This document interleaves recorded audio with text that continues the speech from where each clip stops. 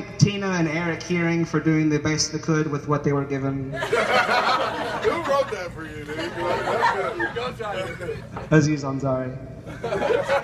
You mean Johnson? That's so racist. I'm not even gonna. Sorry, Johnson. Finally, I just want to say I'm very honored and grateful to be here and a part of this. Jacob, thank you so much. Allie, thank you so much. Me and Jacob have the same sense of humor, so if any of this isn't funny, you can blame Jacob. I met Jacob the summer of 2010, and we became friends after a trip to Possum Kingdom. And we realized we were going to school for the same reasons, and so over the years became closer and closer. And as close as we are, I was still overwhelmed and extremely honored when he gave me a liquor bottle that said I've been asked to be best man. So, like I said, thank you. And so I actually met Allie before I met Jacob. I met Allie after Karina. Where's Karina at? You wild chicken Mexican woman. There she is. So after I met Karina had me come out to play some sand volleyball, and that's where I met Allie.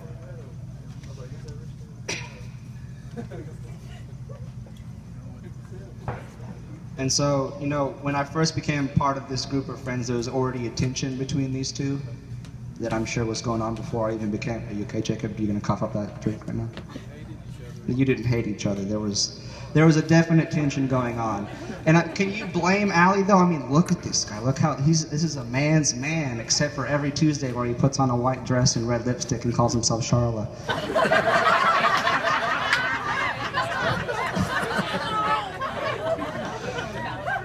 So, like I said, these two had something going on as soon as I became part of the group.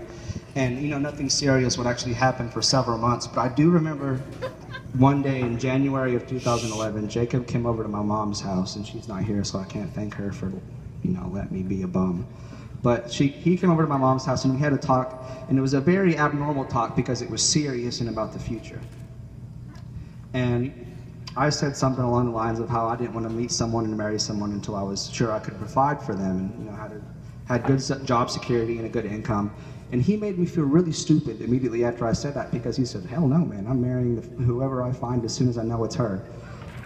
Here we are, so. You're such a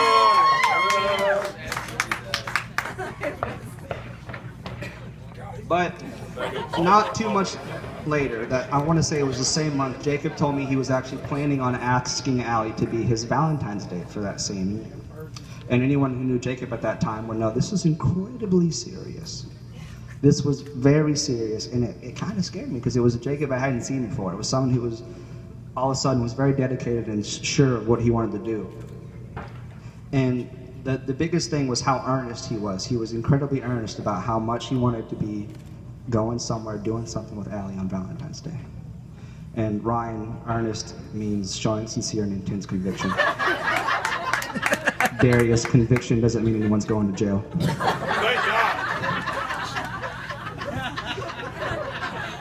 God. So what I'm getting at is that I could... Someone pat Darius down, he's sweating.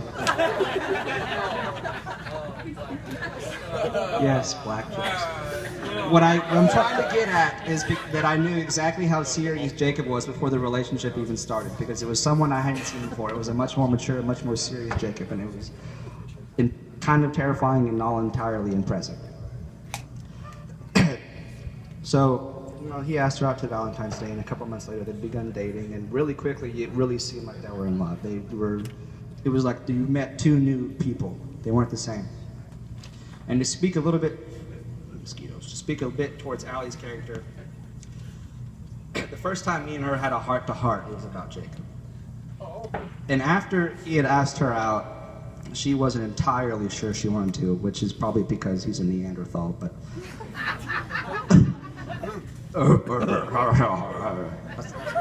That's the translation. Yeah, translate. But, ironically, her and I had a heart-to-heart about this Valentine's Day date over Facebook, of all things. So while we talked, the NSA and everything was watching and saying, "What the hell are they talking about?" But we had a really serious heart-to-heart, and the things that she had on her plate at that time made me feel a little bit emotionally distraught.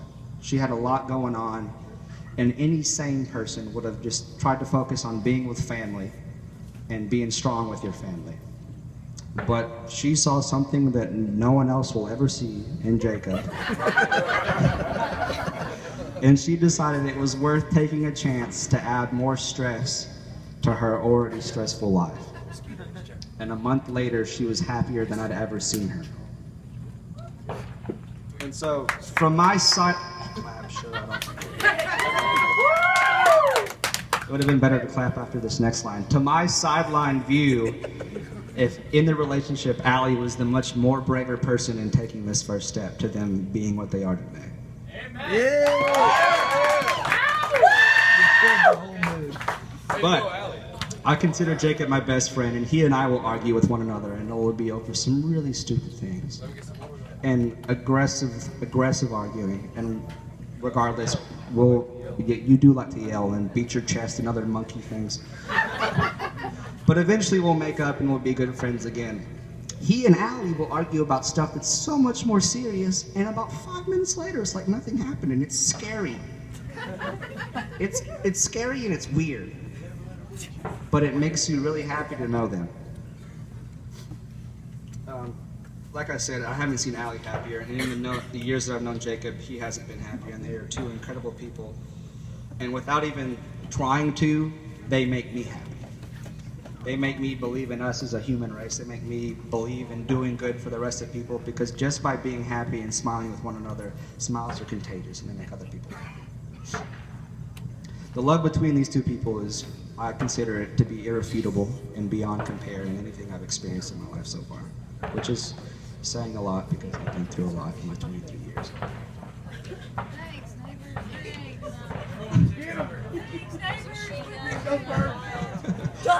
I couldn't be happier for them, and I also could not hate them so much for being so happy. Now, I love you too, Kyle. We'll meet up later. Now, for a corny quote, 1 Corinthians says love is patient. Unfortunately, Jacob is not patient. Not at all. Prime example, if anyone that was within ear's reach of him today, he was not patient in the slightest regard. Like normally there's a bridezilla, today there was a groomzilla. Especially because he didn't have pizza. But is patient. Allie is patient, and I don't see that performed any more way than how she's with Jacob and the career she's chosen for herself, working with children. Why the hell would you? 1 Corinthians also says that love is kind, and if anybody knows Jacob, Jacob is an asshole. But Allie is a God-given, graceful sweetheart, so that's evened out there. Yeah, Mom, don't talk more shit about Jay. But 1 Corinthians says love always protects, it always trusts, it always hopes, and it always perseveres. And I know that they will always be patient with one another if they're not patient with everybody else. I know they'll always be kind to each other because they care about each other. I know they're going to protect one another, and I know that they found hope in one another.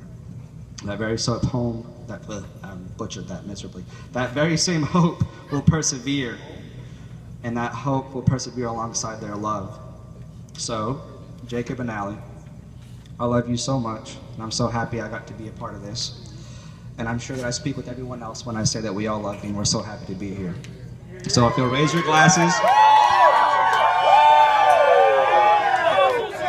to the new Heurings.